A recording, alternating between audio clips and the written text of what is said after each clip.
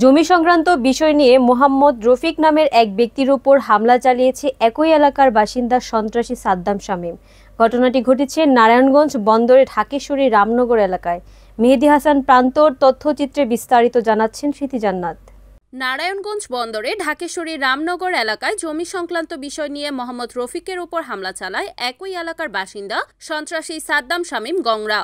এ বিষয়ে মোহাম্মদ রফিকের মা বাদী হয়ে বন্দর থানায় সাদ্দাম হোসেন, শামীম, ইলিয়াস মেম্বার, মাসুদ এদের উল্লেখ করে একটি লিখিত অভিযোগ দায়ের করেছেন এবং তিনি অভিযোগে উল্লেখ করেছেন, সন্ত্রাসীরা আমাদের একই এলাকার বাসিন্দা, তাদের সাথে আমাদের পূর্বে থেকে জমি সংক্রান্ত বিরোধ ছিল।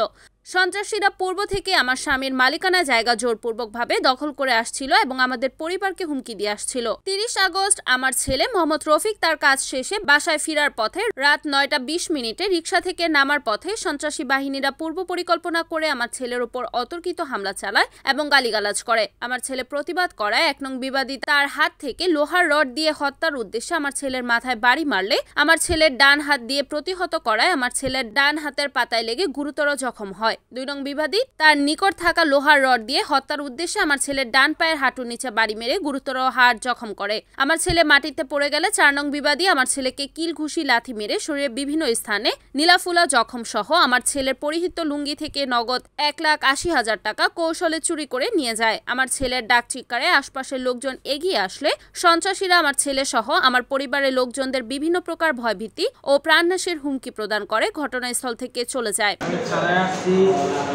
3 দিন আগে ইলিয়াস মেম্বারের পরিবার তাদের মনে আমাদের একটু বিতর্ক হয়, তো আমি এদেরকে কিছু বলি নাই। অন্য লোকের সাথে জমি সংক্রান্ত বিষয় নিয়ে ওরা আমাদের জমিগুলা বিভিন্নভাবে দুর্বলভাবে দখল করে এবং ভোগ করে খেতেছে।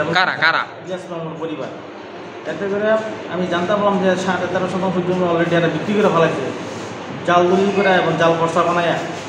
তখন আমি ফুটে যাই, ফুটে যাওয়ার পরে ওরা আমার ফোন দিয়ে ব্যাকুল গালাগালি করে। ওরা আমি বলছি কী হয়েছে, আমি বাসায় গেলে তারপরে বুঝবো না।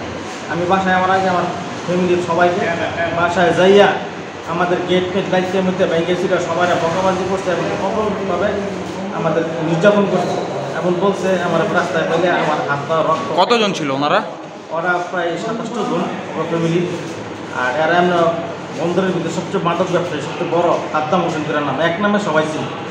হ্যাঁ, সবচেয়ে বড় মাদক ব্যবসায়ী।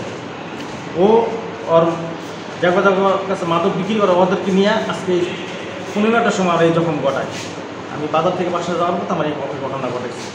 যে ইলিয়াস মেম্বার বললেন, উনি কোন ইউনিয়নের বা কোন ওয়ার্ডের মেম্বার? আগে সাবেক মেম্বার ছিল, এখন বর্তমানে উনি কোনো মেম্বারও না, কোনো কিছু না। উনি আওয়ামী লীগের ইয়ের সাথে জড়িত ছিল, ওদের সাথে মিল্লা এই খাড়ে এখনো পর্যন্ত এরা খাড়াই যাচ্ছে। এখনো পর্যন্ত আগের টাকা ছিল। মারধর করলো কোন জায়গার থেকে? আমি আমার যে বাড়ির সামনে রাস্তা দিয়ে বাড়িতে ঢুকো অবস্থায় এরা আগে পরিকল্পিতভাবে এখানে দাঁড়াই রয়েছে। আমি তো জানতাম না এরা কাম করবো। তখন ওরা আমার পিসকারটা নামতে দিই, ওইখানে আমরা এরা বাইরে মিলে আমার ফ্লাই দিচ্ছি। আপনার সাথে অন্য কাউকে সমারছে? আমার সাথে অন্য কারোর সাথে কোনো সংযুক্ত নেই, কারোর সাথে কোনো কিছু নেই। একমাত্র এরাই আমার সাথে এগুলো করছে। আমার সাথে কারোর কোনো। আপনার দাবিটা কি এখন? আমার দাবি আমার এই জখমের এবং আমার টাকা পয়সা এবং আমাদের জমি যেগুলো এরা আত্মসাৎ করছে এবং বাকি যেগুলো খাওয়ার চেষ্টা করতেছে, ওই জমিগুলো যাতে আমরা স্বয়ংসম্পূর্ণভাবে ফিরে পাই। এখন আমাদের একটা জমিতে এরা 3 তলা একটা বিল্ডিংও বানাইছে, কিন্তু ওই বিল্ডিং বানাইছে এখনো পর্যন্ত আমরা কিছু বলি নাই। কিন্তু ওটার আনুষঙ্গিক কিছু কাগজপত্র আমার কাছে আছে, বাকিগুলো আমি সংগ্রহ করতেছি। এরা অনেক কিছু করতেছে আমাদের জমিগুলা, বিশেষ করে আমাদের জমির উপরে এদের লোক। থানায় অভিযোগ করছেন এই বিষয়ে? আমি থানায় আসছি, অভিযোগ কাজ করতেছে আমার ব্যক্তিগত যারা আছে, কাজ চলমান আছে। আচ্ছা, আপনার এই যে মারধর করছে যে ইলিয়াস মেম্বার, উনি কি আপনার আত্মীয় না প্রতিবেশী? যে আপনি আমাদের প্রতিবেশী, আমাদের প্রতিবেশী। রিপোর্ট মেহেদী হাসান প্রান্ত, NAN TV, নারায়ণগঞ্জ।